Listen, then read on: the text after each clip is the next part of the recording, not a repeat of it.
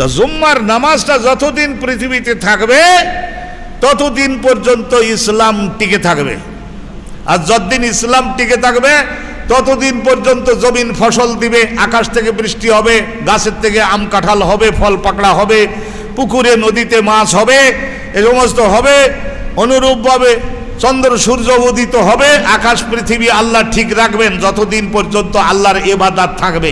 আর ইবাদত থাকবে কতদিন? যতদিন কোরআনের মধ্যে লেখা থাকবে, যতদিন পর্যন্ত এই জুম্মার নামাজটা কায়েম থাকবে, যতদিন পর্যন্ত এই মাদ্রাসাগুলি কায়েম থাকবে, আল্লাহ পাক রব্বুল আলামিন যোগ্য হাক্কানি আলেম উলামা পীর মাশায়েখের হাক্কানি পীরের খানকা যতদিন জীবিত থাকবে ততদিন পর্যন্ত আল্লাহর রহমতে ইসলাম জিন্দা থাকবে থাকবে থাকবে। দুই একজন লোক বলতেছে কি যে না হলেও চলে,